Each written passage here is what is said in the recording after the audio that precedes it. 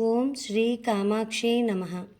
ఈరోజు ఆ గంగామాత కుమారుడైన శ్రీ సుబ్రహ్మణ్యేశ్వర స్వామి వారి శ్లోకంను పఠించబోతున్నాము.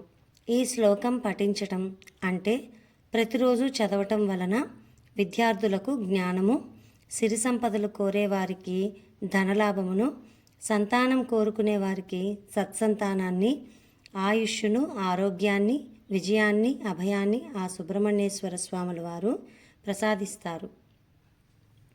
గాంగేయం వహ్నిగర్భం శరవణజనితం జ్ఞానశక్తిం కుమారం సుబ్రహ్మణ్యం సురేశం గుహమచలభిదం రుద్రతేజస్వరూపం సేనాన్యం తారకజ్ఞం గజముఖ సహజం కార్తికేయం షడాస్యం సుబ్రహ్మణ్య మయూరధ్వజ రథసహితం దేవదేవం నమామి.